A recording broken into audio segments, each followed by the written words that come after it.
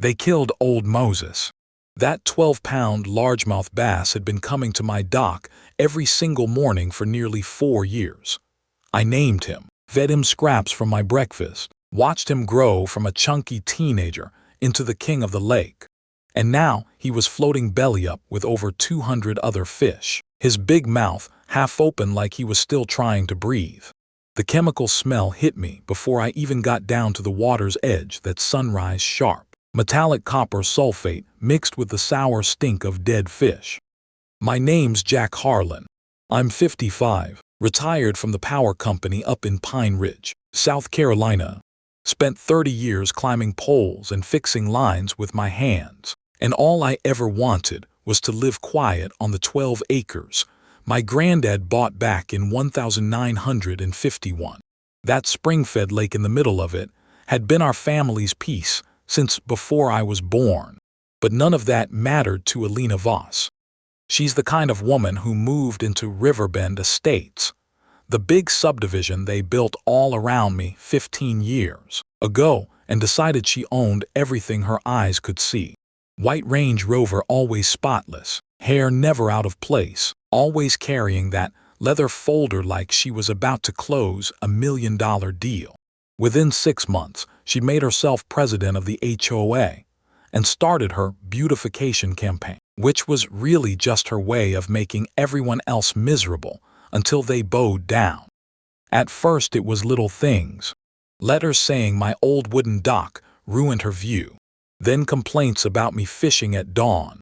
Then the noise, leaf blowers and chainsaws, starting at 5:45 every morning right on her property line. Diesel smoke drifting across my water, while I tried to enjoy the only thing I had left from my granddad. I kept my mouth shut and kept fishing. Some things are worth standing up for. But Alina wasn't the type to let it go. She hired surveyors, filed complaints, even got the county out here twice. When none of that worked, she tried Facebook, turning half the neighborhood against that stubborn old man on the lake who refuses to follow the rules. I laughed it off until the night I sat on my dock with a beer and started digging through old deed records just to see what I was really up against. That's when everything changed. Because my granddad hadn't just bought land. He'd bought the water rights to the entire underground spring system that fed my lake, and every well in Riverbend Estates. Every drop those 850 houses had been using for 15 years was technically mine. I sat there in the dusty county clerk's office holding that yellowed 1951 paper, heart pounding, realizing I had something a lot more powerful than a fishing rod in my hands. I called my buddy Dave Ellison, the real estate lawyer who'd helped me before. When I told him what I'd found, he went real quiet for a second, then just said, "Jack, you don't have a defense anymore. You've got a loaded gun." A week later, I had him serve Alina the counter papers right in the middle of one of her fancy backyard dinner parties. I wasn't there, but I heard the story. Silverware stopped clinking. Wine glasses froze halfway to lips. And for the first time, that woman realized the redneck on the lake wasn't just going to roll over. But I had no idea how far she was willing to go to win. A few weeks after the papers were served, things got ugly fast. Alina started playing dirty in ways I never saw coming. One morning, I woke up to my truck covered in flyers calling me a neighborhood menace, who was lowering property values for everyone. Then came the anonymous notes on my windshield telling me to sell or else. I tried to stay calm, kept walking that same gravel path my granddad laid down, boots crunching on stones that had been there longer than Alina had been alive, breathing in that sweet honeysuckle air mixed with the clean mineral smell of the spring. But inside I was boiling. This wasn't just about a dock anymore. This woman was trying to erase the only peaceful piece of my life I had left. Then one weekend I was out of town, visiting my sister up in Charlotte. When I pulled back into the driveway that Sunday evening, the smell hit me like a slap sharp. burning copper sulfate hanging thick in the humid air. I knew something was wrong before I even reached the water. The lake, usually clear as glass, had turned this sickly bright blue-green, like someone dumped antifreeze in it. And floating everywhere were the fish. Old Moses was 20 feet from the dock, his massive body already starting to bloat, those big eyes cloudy and still. Over 200 fish gone in one night. My hands shook as I knelt down and lifted him out of the water, that once powerful body now limp and slimy in my arms. I sat there on the dock for a long time, just holding him, thinking about all the quiet mornings we'd shared, and I felt something break inside me. I called the county environmental hotline with my voice cracking. Officer Ray Delgado showed up within the hour, took one look at the water, and his face went hard. "This isn't an accident, Jack. This is industrial-strength algicide. Whoever did this meant business." The tests came back screaming copper sulfate levels through the roof. Everything in that lake was dead or dying. While we stood there watching the hazmat guys work, Ray's team pulled doorbell footage from a neighbor across the way. Clear as day. A truck from a chemical company pulling up at 2:17 a.m. Two figures in suits dumping barrels straight into my lake. Gone by 2:45. That's when the real horror hit me. Every single house in Riverbend Estates gets its drinking water from the same underground spring system that feeds my lake. I'd installed solar panels on half those homes over the years. I knew their well setups better than most. Alina hadn't just killed my fish. She had poisoned the water supply for 850 families, including her own. And she still didn't know it. I barely slept that night. Sat on the porch until sunrise with a cold cup of coffee, anger mixing with this strange, dark satisfaction. The woman who spent years trying to run me off my land had just handed me the biggest weapon I could ever ask for. The next morning I drove straight back to the county archives, dust in my lungs and fire in my gut, and pulled every record I could find. That 1951 deed was even clearer than I remembered. My granddad had secured exclusive surface and subsurface water rights in perpetuity. Every drop those people had been using for 15 years was legally mine. I didn't waste time. I put together a real team. Dave Ellison brought in Rebecca Lang, a sharp environmental lawyer from Columbia who'd taken down bigger fish than Alina. We hired Dr. Alan Whittaker, a hydrogeologist from Clemson, who spent 2 full days mapping the aquifer and taking samples. This contamination is going to reach every well in that subdivision within 6 to 8 weeks, he told me, kneeling by the poisoned water with his testing gear. "You're sitting on something massive here, Jack." Then there was Laura Hayes, the investigative reporter who'd exposed crooked HOAs before. When she saw the evidence, her eyes lit up like Christmas. We built the case like a slow-burning fuse. Photos of the illegal dumping, video from the neighbor's camera, recorded phone calls where Alina tried to bribe the chemical company to destroy records, bank statements showing she used HOA money to pay for the whole thing, and the crown jewel, my granddad's deed.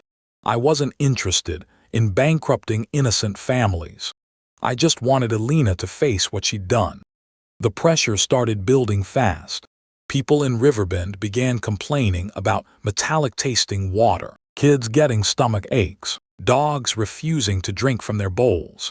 Alina went into full cover-up mode, sending out HOA letters blaming seasonal mineral shifts, charging everyone a special $500 assessment to upgrade the system she herself had ruined.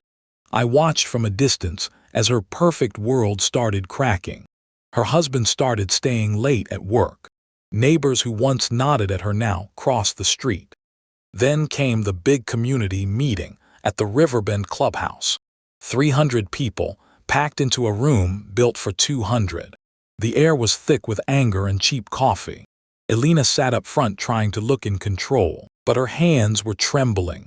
When the EPA rep stood up and showed the contamination map, with a bright red arrow pointing straight from my lake to Every well in the neighborhood, you could hear a pin drop. I waited until the room was dead silent, then walked to the microphone holding that old yellow deed. "Most of you know me as the guy who won't sell his land," I said, voice steady but tired. "What you don't know is that every glass of water you've drunk here for 15 years came from springs my family has owned since 1951. And last month, your HOA president poisoned it." Elena shot up screaming that it was all lies, but the sheriff's deputy was already moving toward her with the warrant. The look on her face when those cuffs clicked, pure shock mixed with rage, burned itself into my memory. She snarled at me across the room, "You'll regret this, you backwoods nobody." I just looked at her and said quietly, "Ma'am, I already lived through worse than you."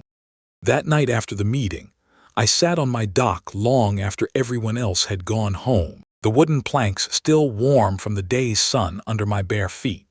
The chemical smell was finally starting to fade, replaced again by that clean mineral breath of the spring. For the first time in months, I felt something close to peace.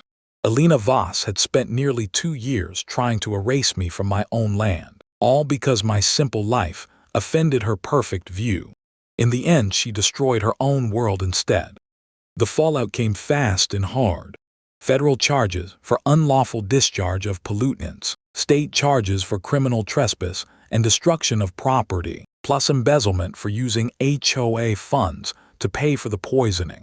She pleaded guilty to most of it after the evidence became impossible to fight. 3 years in federal prison, another 5 on probation, and restitution that wiped out most of what she had. Her real estate license was revoked. Her husband filed for divorce and took the kids, and the fancy Riverbend crowd that once followed her like ducklings scattered the moment the cameras showed up. Last I heard, she was living somewhere up north, far away from any HOA presidency. We didn't go after the neighbors. I waived every dime of those backwater rights payments, close to $30 million on paper. All I asked for was full restoration of the lake and real oversight, so no one else would have to live through what I did. Dr. Whitaker designed the cleanup himself: natural bacteria treatments, native plants, careful flushing of the aquifer. 18 months later, I stood in the same spot where I once held old Moses and watched them release the first batch of young bass. The water was clear again, that deep green-blue I remembered from childhood. A couple of those fingerlings already looked like they might grow into legends someday. I started something called the Harlan Family Spring Trust with the settlement money. Twice a month, local kids come out to learn about the lake, how to fish responsibly, and why clean water matters. Some of the same Riverbend families who once sided with Elena now bring their children down on Saturday mornings. We fish together, share stories, and the old dock that caused so much trouble has become the favorite gathering spot in the whole area. Turns out people are a lot more reasonable when they're not being ruled by fear and money. The whole mess even changed things bigger than my little corner of South Carolina. Laura Hayes' story went national. State lawmakers used it to pass new HOA reform bills requiring transparency and protecting pre-existing properties.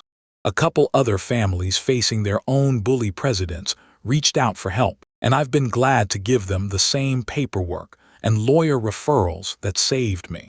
Funny how one woman's greed ended up protecting a lot more folks than she ever hurt. Looking back now, I don't hate Elena, I pity her. She had everything most people chase after money: status, a big house, and still couldn't stand the sight of an old man fishing on his own land. All that anger and control just left her with nothing: me.